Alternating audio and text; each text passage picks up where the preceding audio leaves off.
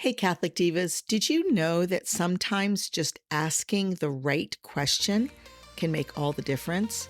Come on into the podcast and we're going to discuss how we do that. Finding the right questions and asking them.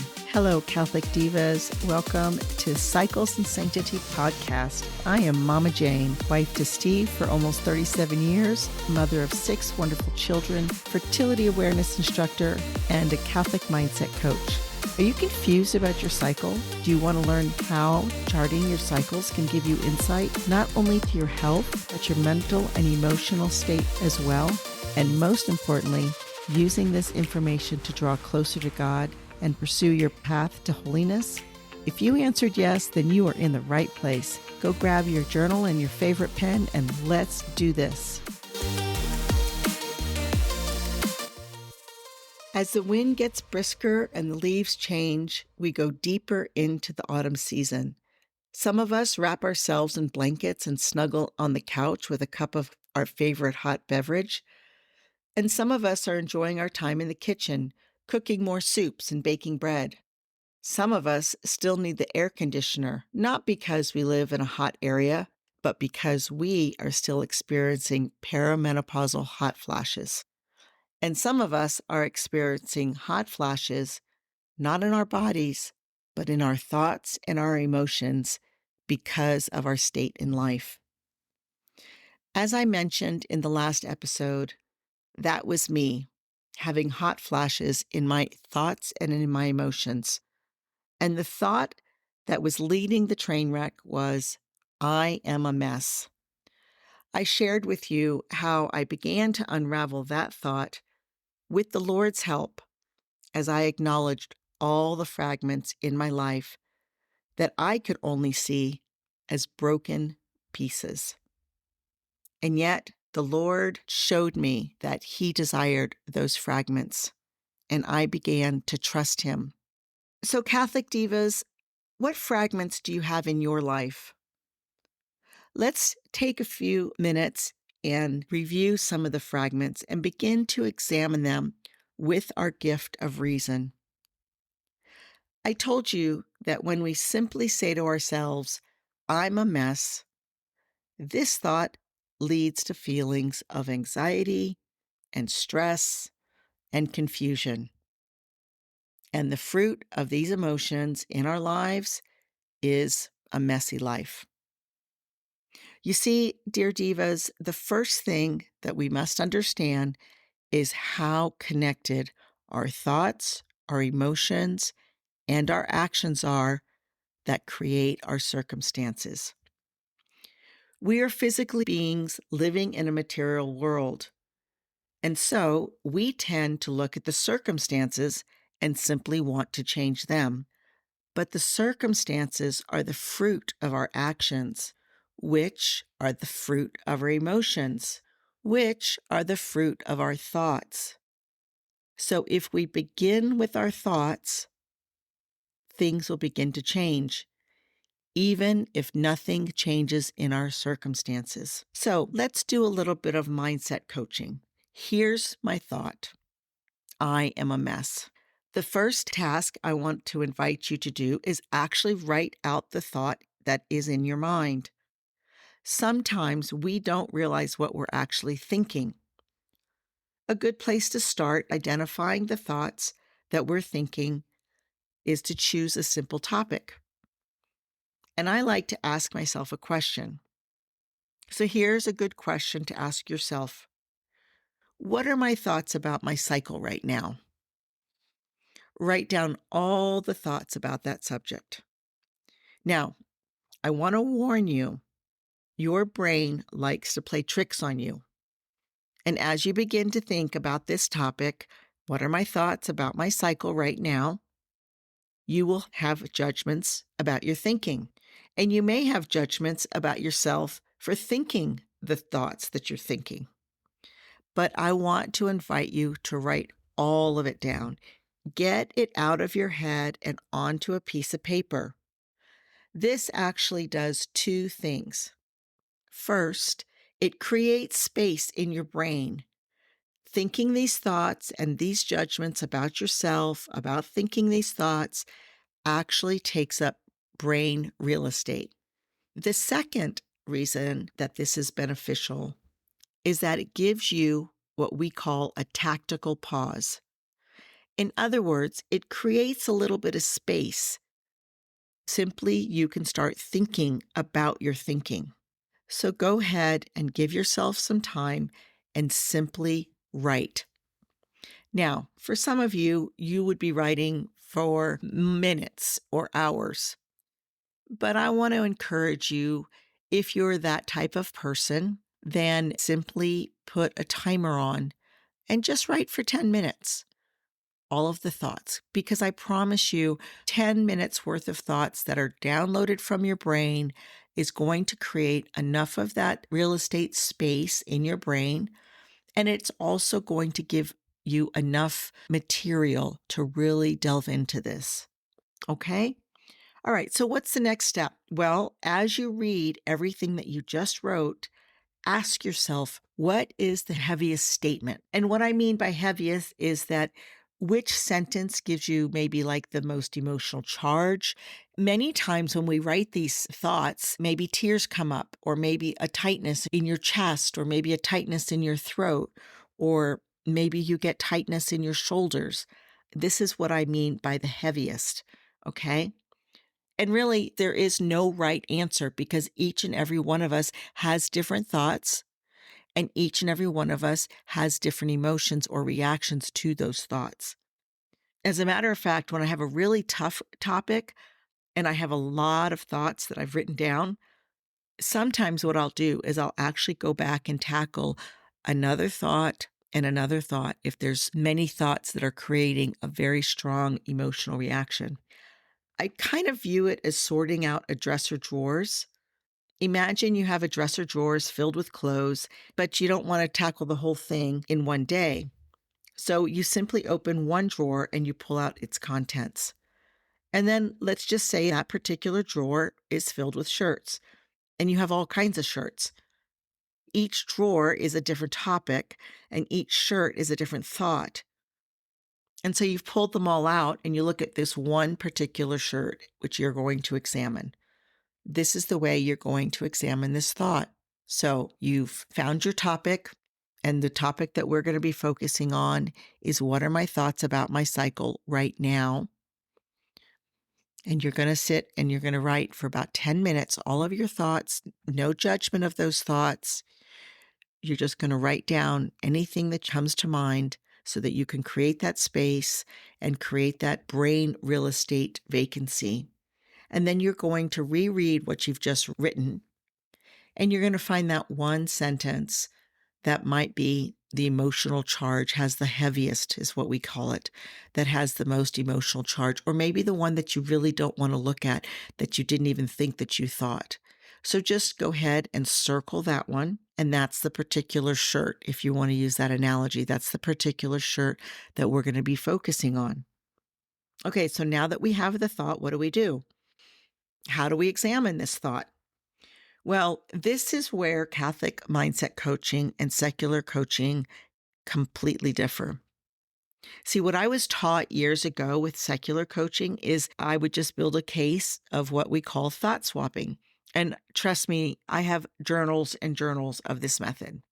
And basically, what it is you would take that one thought that's giving you that emotional charge and you would shift it in some other way or make it look different. And that sounds fine and that sounds really great. But what I have discovered is Catholic mindset coaching is much easier because in the secular world, when we thought swap, we're really just kind of trying to force your steering wheel to turn the wheels. And yet somehow there is resistance. And this is because the Catholic mindset coaching understands how the intellect and the will are weakened through sin and yet can be redeemed. Catholic coaches trained with Metanoia Catholic understand what we call the ontological man and the reason cycle. So let me show you what's next. First of all, there's one rule. Are you ready for the rule? You may not answer any question that we ask with the answer, I don't know.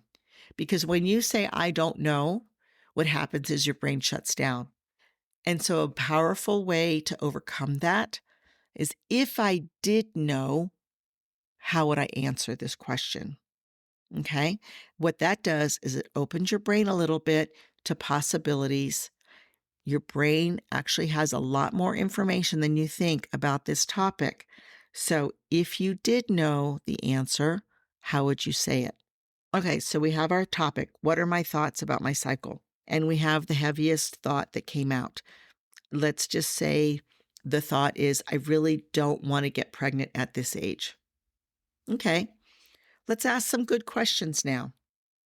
When I think this thought, I really don't want to get pregnant at this age, what's the one word emotion that I feel? Now, I will admit this can be a challenge when you start, because sometimes we don't have the vocabulary of actually identifying what our feelings are. And sometimes also we can't identify one emotion. There's just so many. And that's a reasonable discovery. But I want to encourage you just to go ahead and write down all the emotions that you're feeling. Or sometimes we have a difficulty in actually knowing what the emotion is or even naming it, right? And so a good technique to help you identify the emotion is to ask yourself another question. What's the image that comes to my mind when I think this thought? So, in other words, we're using the example of the thought, I really don't want to get pregnant at this age. So, using your imagination, you close your eyes and you think this thought and you find out what's the imagination, what is coming up in your imagination. See, using our imagination is a really beautiful way of communication. And so I want to encourage you to write down that image that's in your head. And when you're writing it, act as if you're describing this image to someone that's come from a different culture that doesn't understand the words or something. And then after you've written that image, then you can ask yourself, so what is the emotion that this image evokes? This is just in case you can't identify the emotion on the thought.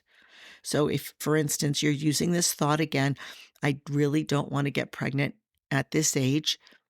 And when I ask you what's the one word emotion, you're like, I don't know.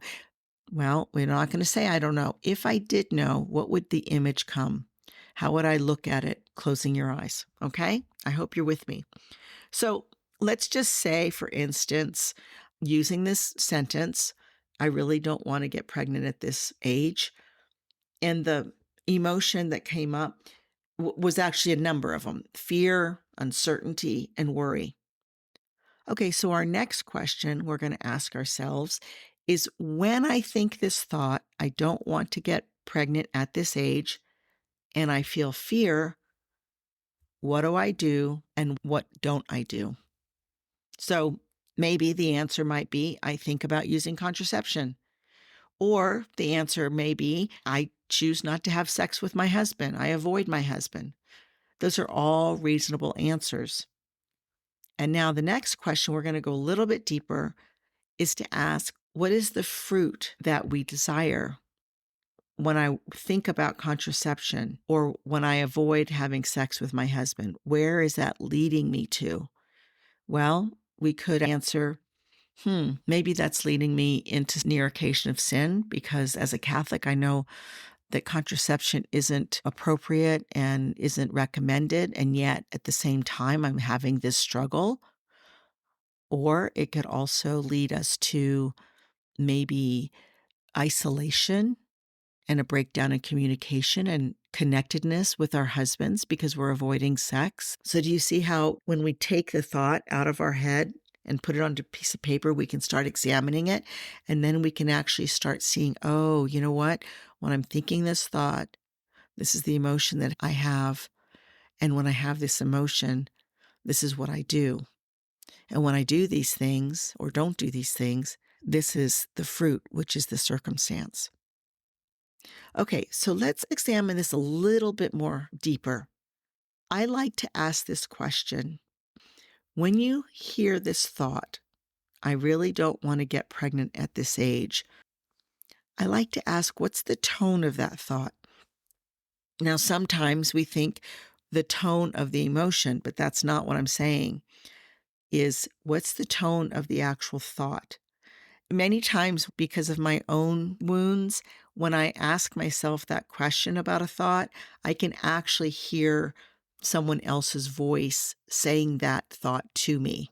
And I can then a little bit easier identify whether it's a mocking tone or if it's a condemning tone or if it's a loving tone. Is it judgmental? These are the wonder questions that we're asking ourselves about the tone. And what is the tone? So, why is this important? Well, let me give you a little bit of catechesis here. As Catholics, we know the story beginning with Adam and Eve. And we know that the only way that the serpent actually engaged Eve is speaking to her and beginning to question her, right? He said, did he really say that you can't eat fruit from this tree? And then the serpent started instilling doubt in Eve's mind about God's goodness and God's beauty and God's love for her, right? Okay, so this is why this is really important, because the actual spiritual battlefield is in our thoughts. This is where the enemy gets us. So that's why it's really good to ask, what is the tone? Who's speaking to us? What is the words? What is the flavor of it? See, our blessed Lord told us in the Gospel of John 10:10, a thief comes only to steal and slaughter and destroy. I came so that they may have life and have it more abundantly. Let me ask you again, what is the tone of the thought?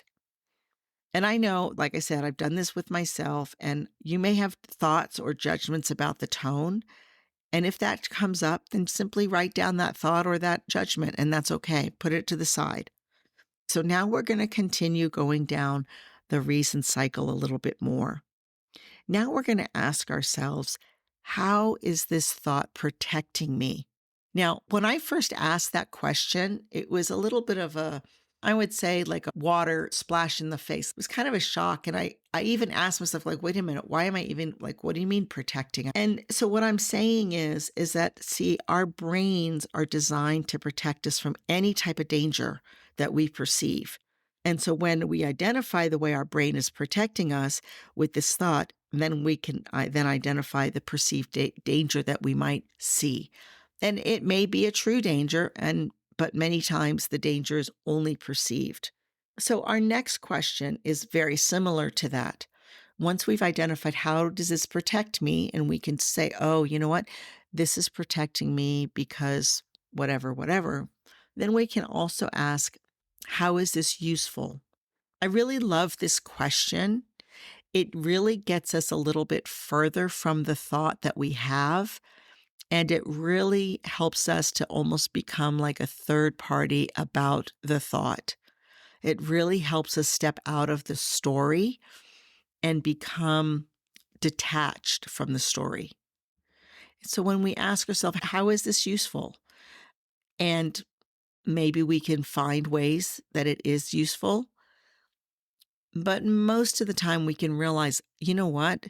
This isn't a useful thought, especially when we go back and think and look at what are the emotions or the actions and the inactions and what's the fruit of those actions. Then we can see, oh, I get it. You know what? That's not a fruit that I really want. It's not useful. This isn't what I desire.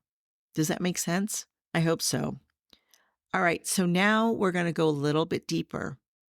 We're going to ask ourselves, is this thought true 100% of the time? And if it's not, how much is it true? What is the percentage of time that it is true? See, this is another method that the enemy likes to play on us, because we say these words, we say these sentences, and it's just a blank thing. And we say, well, he always does such and such. But when we ask this question, how true is this thought? Is this thought true 100% of the time? Then we can start really starting to evaluate and really measure the time. Is it 100%? If it's not, then what percentage is it? So this is the challenge. And again, it's no right answer. You know, you could say, I've had clients that say, it's like 80%. Okay, great, 80%. And some people have told me like, oh no, it's 95%. Okay, you said 95. Some people will say, I don't know, maybe it's only 50%. Okay, great, 50%. That's a great number. It helps. What it does is it gives our brain a little bit of clarity, and it gets down to really assessing what is the truth about this statement. And then, of course, now that we can say, okay, this thought is only true 50% of the time, then we could ask ourselves, okay, so what's true the other 50% of the time? And going back to our original thought that we're using in the examples, I really don't want to get pregnant at this age. Maybe 50% is actually, I do want to get pregnant at this age. Or there could be a lot of truths that you would have. And this is why it's so unique. This is why it's so beautiful, because it's your brain, your thoughts, your perspective. So once we've identified what's the other percentage that could be true, we also then ask ourselves, what is the opposite? Like literally take the opposite of this sentence and turn it on. Like you're looking at a coin, seeing heads. Let's turn it to tails. So what is the opposite? Sometimes that's such a switch that's where the shift is. And sometimes that looking at the opposite is just too far of a switch that our brains can't even accept the opposite could possibly even be true. And that's okay. That shows us where our brain is at this moment. So another good question, if you're sort of in resistance, is what I say, from that opposite, you can't look at the tails on the coin. You're like, no, this is only true. This is only true. Even though you've acknowledged that maybe it's only true 80% of the time and maybe 20%, another great question to kind of ease your brain. Again, when we say opposite, sometimes that your brain's like, no, this is danger. I can't look at the opposite. And so I'm not going to even go there. And it puts up walls. So a lighter way of saying that is, well, what else could be true? And when you ask that question, what it does is it gives your brains the opportunity to look for other things. Well, maybe this could be true. Okay, well, maybe this could be true. That's interesting. I've never really considered that. Maybe this could be true. Do you see how it opens up your brain and you're getting to start to think new things? So all of these questions help you examine the thought that you have. And here's the really, really great news. Thoughts are optional. However, when we simply just try to thought swap without even going through this reason cycle, our own free wills often fight us to hold on to that thought. We've had this thought in our brains for a while, and maybe we didn't even realize that we were thinking this thought until we did this initial thought download on that particular subject. And if we've been thinking this thought for a long time, then we've told our brains that this is something good, this is a good thought, and this is what we desire. But when we stop and we take the time to journal on this, we evaluate it, we look at it from a number of sides, and we see what else could be true or if it's really useful or protective, then we are using our intellect the way God created it to be used. And now we can understand how we've created this circumstance. But the best part about this examination is that we have the opportunity to choose to use our own free will. And so we get to ask ourselves, is this a thought that I want to choose to keep on thinking? And if the answer is no, many times because of the questions we've already asked ourselves, we've already thought of a better thought. Because we've asked ourselves, what could the opposite be true? Or what is the other 20% true? Or what else could be true? We've already found better thoughts. And so before we even begin decide thinking this new thought, we can ask, when I think this thought, what's the emotion? And when I feel this emotion, what do I want to do? Or what do I not want to do? And what do I think that the fruit will be? This is the beautiful thing about Catholic coaching. Many times when we start asking that question, like what else could be true, the shift comes so powerfully, and our clients just get so fired up because they do see another possibility. And when we discover the fruit is in alignment with what we really want from the circumstances, then our brains are more willing to accept this new thought instead of trying to simply thought swap. It makes sense. It's actually a safe thought. And the really cool thing is how God created our bodies is that He's given us this organ to help our brains. It's called the reticular activator. It's like our bouncer. Our brains tell the reticular activator what is important, and so it only allows that information into our brains because you don't even understand how much information we actually receive in our brains. So it can't receive all of it.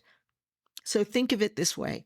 Have you ever thought about buying a new car? Let's say you really want to purchase a silver Honda and you've been online looking at used cars. Maybe you've gone to the dealership. Maybe you've created a budget to figure out how you can afford this new car. And when you think of this new car, you get really excited and you start to dream of all the things that you'll do in this new car. And then what do you start to notice? It seems like every day, wherever you drive, you see a silver Honda. What happened? Did you simply manifest these cars into your life? No, these cars were driving around all the time before. But now you sent your brain on a mission. Silver Hondas are important. Look for silver Hondas. See what happened? You see a silver Honda, which then creates a thought, that's my car, which then gets you excited. And then you start looking for more. Isn't that fascinating? I just love it. Sometimes, though, you do need assistance to get all these thoughts down on the paper. And sometimes you just can't get out of your own loophole. Sometimes when you think about the thought out loud, it brings uncomfortable emotions, and you're not sure how to manage those. This is how a Catholic mindset coach can help. The other day, I had a client who had a thought, and he also had a lot of judgments about himself thinking about this thought. And in actuality, the judgments were the thoughts that were holding him up. He knew he didn't want to keep thinking this thought, but he couldn't get himself out of the hole. So he came to me and he even said, I've been doing a lot of journaling about this issue. I just need a little help. And he told me all the reasons why he was judging himself for this thought. Another time, my client came to me with a thought about a particular subject, and I'm a fertility coach as well. And so I have a lot of clients who want to talk to me about subjects, but they judge the subject maybe in itself or maybe their thoughts about the topic, right? And so my job as a mindset coach is to create a space for you to help process this information. Many times I'm simply your secretary when your brain jumps from idea to idea. Many times it surprises my clients when I share with them what they just said. Their own brain moves so fast, they don't know all the things that they're thinking. And you know what? That is really beautiful. Personally, I know that my brain runs really fast, and many times it runs faster than my own mouth. And so what I have a tendency to do is begin a new sentence before finishing the first sentence. My poor husband has had to listen to this for a long time, and sometimes he stops me when I start a new sentence before I finish the other one to verify, like, wait, where are we going with this? Because he literally can't keep up. I had my thoughts about that, but my perspective was that he simply wasn't keeping up. And then when I coached myself and asked myself to finish the sentence, it made me stop in my tracks. And you know what? Then I asked a coach about this, and she told me that I could experience the half thoughts that I spoke. It brought awareness to my speech. And so as a result, many times I willfully slow down my speech and correct myself when I notice that I have only finished a half sentence. I've benefited from coaching myself. And I also remember when my oldest son told me he went to college. He chose to go to a university and major in music. When he went to high school, he actually was taking guitar lessons at high school. And so I had stopped paying for and setting the appointments for his guitar lessons outside of school, thinking that the guitar lessons at school were enough. But when he went to university and was majoring in music, he told me, Mom, I really wish we had kept up with the guitar lessons outside of school. It would have improved my guitar skills. And some of these guys are so far ahead of me because they've been practicing. And I heard what he said, and I took a note to myself. Coaching is important. The extra time is important. Yes, we can do a lot of things on our own, and yet that extra time having a coach is really important. So when you're in perimenopause and think that you are just overwhelmed all the time, you don't even know where to begin, go ahead and click the link below to come and experience Catholic Mindset Coaching. I am here to serve you. I really hope you enjoyed this episode. If you did, please go ahead and subscribe and like. And also, more importantly, go ahead and write a review. And if you really love it, go ahead and share it with your friend. I will see you next week. God bless you.